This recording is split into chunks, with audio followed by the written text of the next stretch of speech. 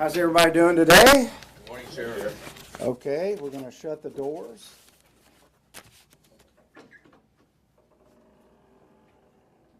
We'll start it all with, my name is Rick Jones. I'm the Butler County Sheriff, Butler County, Ohio. I just came back from a national sheriff's training in D.C. 2 days ago. We were briefed by the FBI director, Ray, the director of the FBI, and several federal agencies. There's 3,300 sheriffs in the United States. The President of the United States refuses to meet with the sheriffs of the 3,300. We have a hierarchy. We have a president. We have a vice president. President of the United States refuses to meet with the sheriffs. He also refuses to meet with the police chiefs of the United States. They have a hierarchy also. He refuses to meet with them to talk about border issues or to talk about crime that's going on because of the border issue. We were also told by Mr. Ray, the FBI director, that there are more red flags going off now than before 9/11. Okay? When I say red flags, meaning people that are here in this country that are wanting to do harm to us. We were also explained we're bombing 2 countries right now. 2 countries. These people do not like us before this started. There's thousands of people here from other countries, 160 different countries. They're here not to be our friends. Some of them are coming because they're wanting to come here to the best country in the world, the way we see it. Some are coming here to do harm to us. And we were told by the FBI director, it's not a matter of if, it's a matter of when. We were also told 5 sheriffs went to Israel 5 weeks after the attack. The only thing that saved the Israelis, the government, was the local police. They were outgunned, outmanned. They came over. The Palestinians did. They came over. They killed, raped. The sheriffs were there. They talked to the police. The local police are what saved that country. You can't just call, even in Israel, you can't just call the military up and they're going to be there, okay? They went house to house, raping, killing.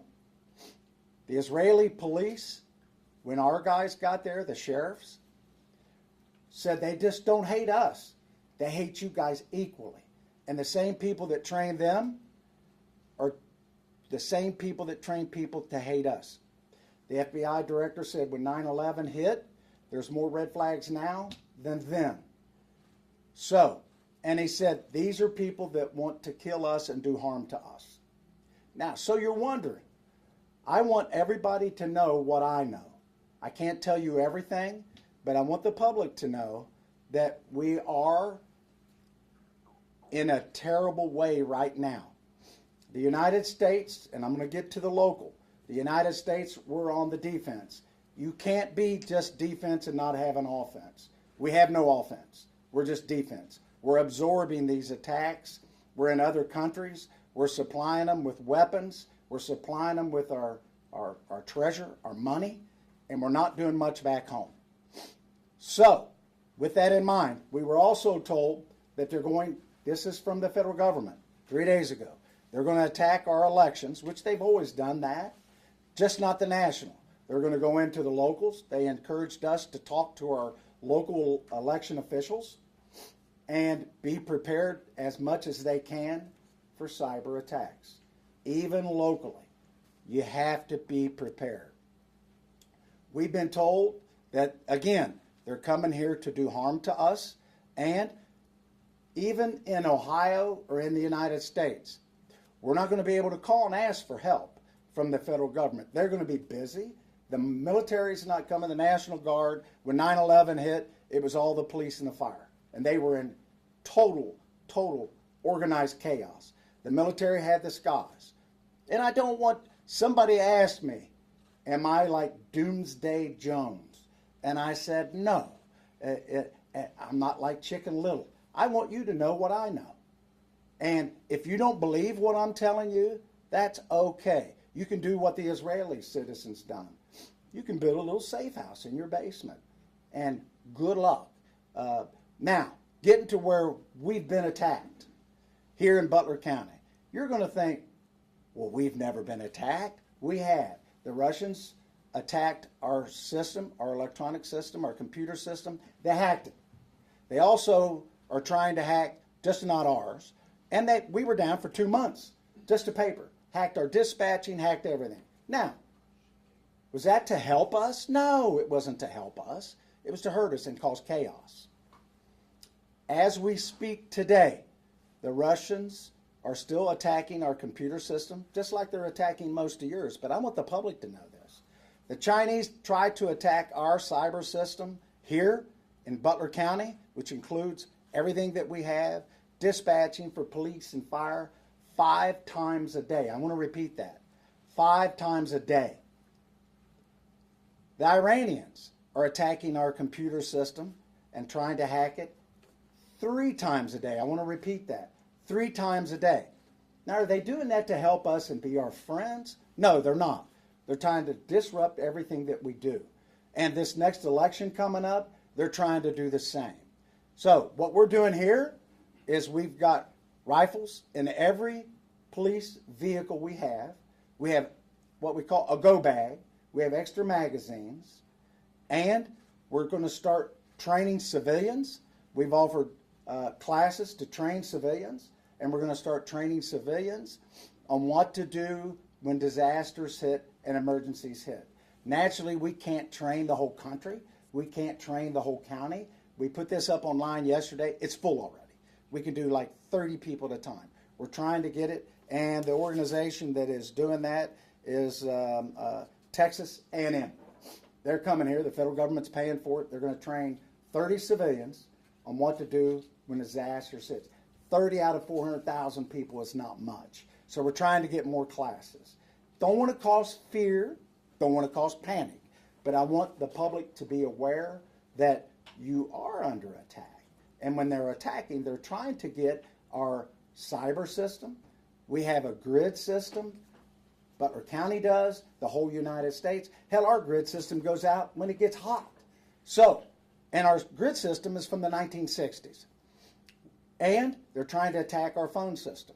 The Chinese are flying over with their little balloons. That's not to help us and help us do some weather direction. And all we're doing is we're on the defense. We're absorbing this.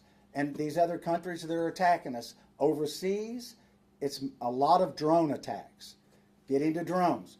You know the technology that local law enforcement has on drones? 0. We can fly drones, and most police departments and sheriff's offices have drones. We can't detect drones. Hell, they look like a bird in the sky. We can't make the drones stop. We can't stop them. When you see football games on TV, the national football games, they call timeout to stop the drones. Hell, my grandkids have drones. Everybody has drones. We have no technology. The federal government doesn't share any of the drone technology with us. So what we're going to do is we're reaching out to the private industry, and we're going to see if we can get anything that can detect drones and how we can stop drones. Now, again, it's not to scare people. This is the truth. Everybody in this room, the news media, you guys get hacked. They try to hack you. One of the local channels in Cincinnati was hacked. They were down to paper for several weeks, just paper. When we were hacked, we were down to paper. Our computer system, our dispatching, all hacked. Again, that's being attacked by foreign countries. You wouldn't think that a foreign country would be attacking us. The public needs to know we're being attacked every day. Now, people that are here to do us harm, do we expect? I've been to the border 3 times. People are not just turning themselves in.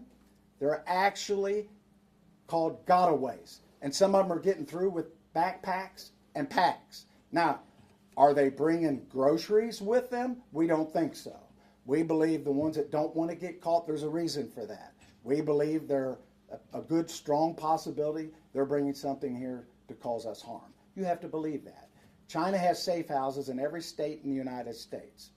Now, after I discuss that, I'm going to take questions. But there's three things I'm going to be asking the state of Ohio to do on the offense, not just the defense. I've reached out to State Representative Sarah Crothers, and I've reached out to State Representative Cindy Abrams, two state representatives.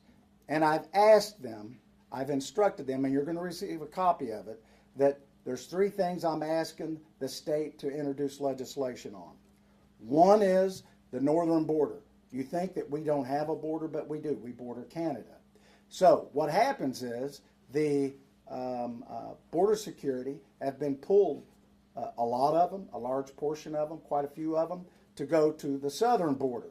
So what happens when we do that? Drugs are coming back across more the northern border. People are coming across. Water and land.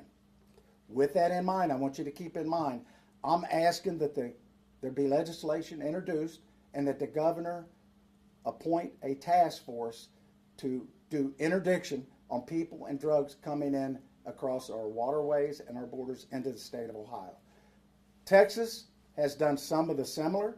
So the fentanyl has decreased by 40% from Texas and moved over to Arizona. So it's coming across.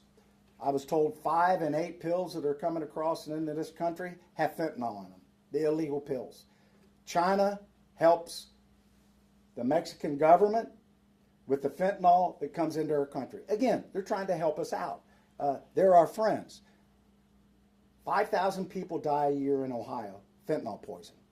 100,000 die a year in the United States. Our government is doing nothing to stop it. We're on the defense. Number one, that we have a border security task force. Number two, I'm asking that the two state representatives introduce legislation that will also form a full-time, 24-hour-a-day cyber security, not part-time. Every department has their own. We don't communicate with anybody. If we're going to be attacked, which we're getting every day, I assume everybody is. I'm asking that these two state reps introduce legislation that we have one cybersecurity czar that's full-time, nonstop, 24 hours a day. They're attacking us all. Third, very important, I'm asking that legislation be introduced like in Texas, that if you're pulled over or stopped in the state of Ohio, that there be legislation, the law changed, that you can be charged with a state felony charge of being here illegally, and you can be arrested and charged. Those three things. Now, I come to you not to alarm you, but to arm you. I want you to know what's going on. None of this I've made up. This is being told to us, and the reason it's being told to us, because 9/11, they knew it was coming, and none of us knew. No communications with local law enforcement. We can't do anything with drones. We have drones, but we're going to, and we're going to do everything we can to protect our community, to keep our live squads, our fire, our dispatching. If you've ever lost your phone or your battery goes dead, everybody freaks out. Imagine if you can't use your cell phone. Now, again, they're getting into our cyber, and that's what our country, you can't pump gas without electricity. You can't pump water without electricity. So they're doing this to us. These are the three things that I'm going to ask these state representatives. I've been in communication with them. You can reach out to them. They'll be waiting for the conversation. And this is just a beginning. And again, I've instructed my IT people to start looking at ways that we can detect drones and what we can do to stop drones. I don't know if there is any technology. Our government doesn't even have enough. Now, I will take questions at this point. Any questions you got? Yes, sir. Good morning, Sheriff Jones. Yes, sir. It's an honor to be in your presence today.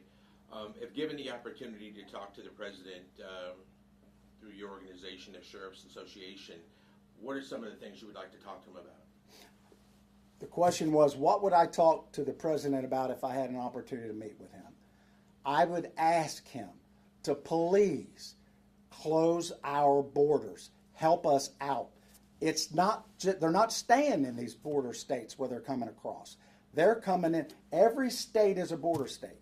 Please help us stop the Chinese from bringing this fentanyl through our border and stop all these cyber attacks. They're attacking us all. And we have nothing. We don't have any technology to stop it. We're on the defense. The FBI director said for every one person we have in our government, I want to repeat that, every one person we have in our government that deals in cyber, the Chinese have 50.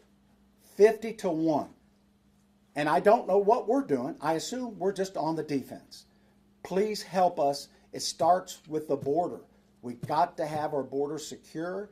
And us in the interior of the United States, we need help. We've had people that are dying every day. Everybody in this room, everybody that's listening, has a friend or a family member that's died of fentanyl. Next question. What was the response like from Representative Abrams and Crothers when you talked to them? They were excited to do everything they can to introduce this legislation and maybe more. And I told them it was of the utmost importance. We need to get on the offense. And if our government's not going to stop it, we got to do it here in our country. We got in our county. I'm going to ask the Butler County Commissioners. Every department in our county and in Hamilton County, everybody has somebody that does cybersecurity. It's not 24 hours a day. They do it 24 hours a day. They have an incentive. They do it 24 hours a day, and they have hundreds of thousands of people attacking us every day.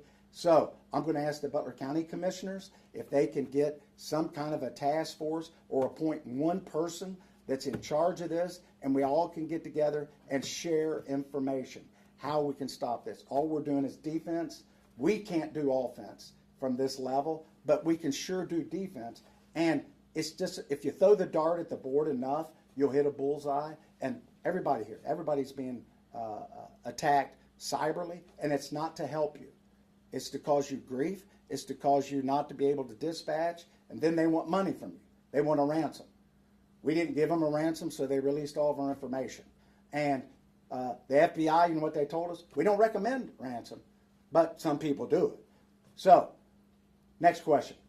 You mentioned that you're going to have some conversations with the Butler County Commissioners, but have you already shared with them what you learned in D.C.?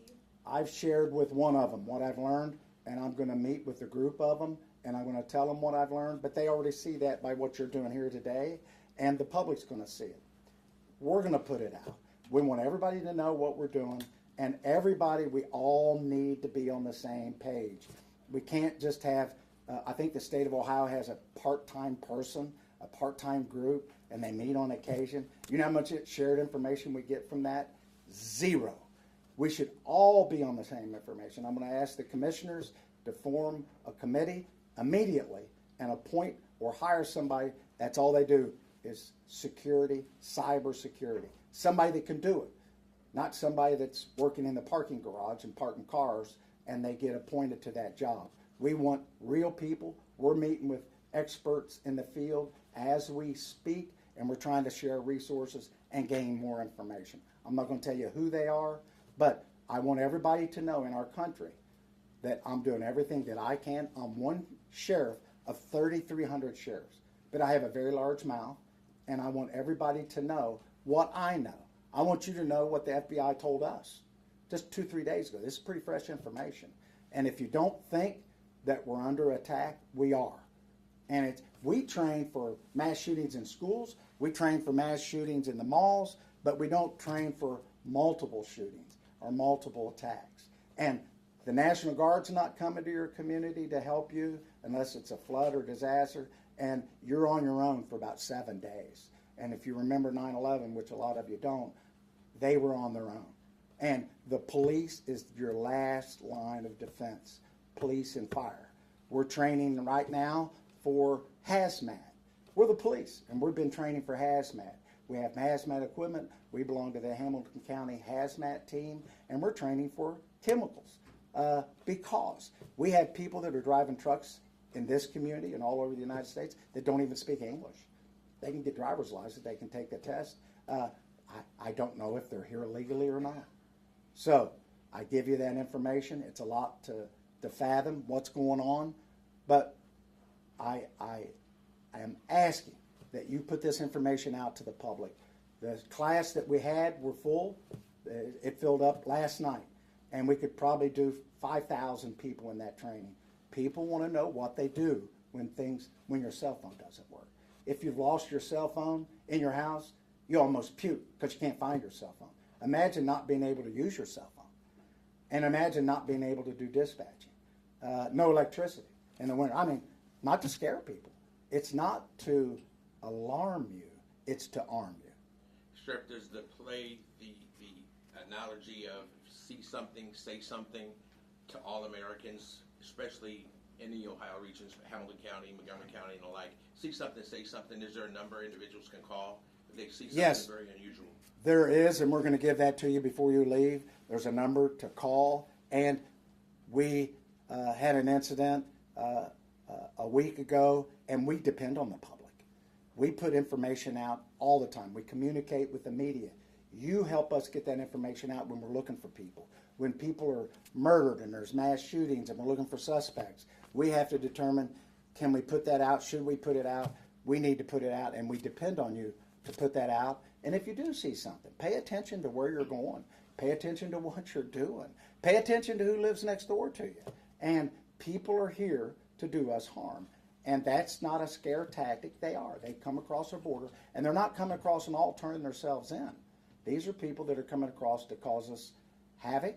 You can't just be poor and walk across the border because you come from a poor country. The drug cartel controls that. They will kill you. You have to pay, either be an indentured servant or your family. They will kill you. And the Mexican government is not our friends. They're not here to help us. They're not in charge anyway. It's the drug cartel.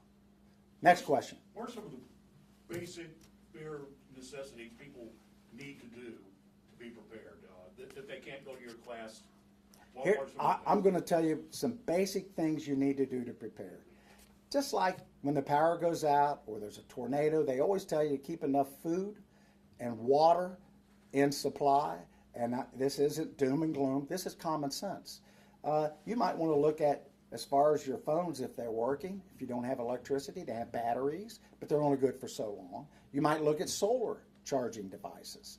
You might look at some foods that you can get that you can just mix up, like when you go camping or survival. We're not to that point, but we need to be prepared, and you need to look at it. And you need to, most people would freak out without their cell phones. And if you can't dispatch the police, our towers are down, they're hacking our communication system.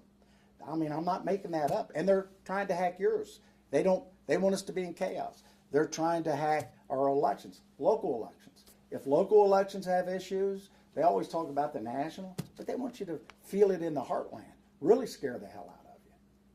Next question. You mentioned some of the training that your deputies are doing. Is there other additional training that you're looking to implement because of what you've learned? Yes, some of the training is the drone technology. We're trying to get that on our own because the government won't give it to us. So we're trying to get the technology there. We're looking at maybe squad training. We train for school shootings, what to do when we get there, or mall shootings. We're going to look at things a little differently when we get there, maybe squad training. We're going to ask the government if they can share with us, but they're kind of busy. They hire the wrong people. They're just on defense. They've hired like 35,000 IRS agents. Well, good for them. I guess they need more tax money. We need infrastructure help in our country. There's going to be an additional 100 million people in 25 years in the United States, almost a third of our population. We're not building bridges, highways, the infrastructure. We're not doing anything on our grids, nothing. So we're doing lots of training, and some of this is not my responsibility. I'm not in charge of the U.S. government. I'm not in charge of the state of Ohio. But these state representatives, we do a lot of things in our government, and we fight over silly things. They tried to do an impeachment on this Mayorkas, or however the hell you pronounce his name. And there's a lot of important things to do, and nothing happens if they do that anyway. All we do is fight over silly things. We need to get together and get some things done to protect our country, most importantly, for our safety. In Maslow's hierarchy of needs, if you went to school and you remember that, water, air, food, safety, right up at the top, in the top pyramid. And we are not abiding by those safety things. We are in defense, not one piece of offense. Our military is on defense. We're absorbing drone attacks, and before we attack back, we call them and tell them, hey, we're going to be there in about a week. You might want to empty your warehouse out. We need help here locally. You do, we do. That concludes the press conference at this time. We'll take any questions or anything anybody needs after it's over. Thank you very much.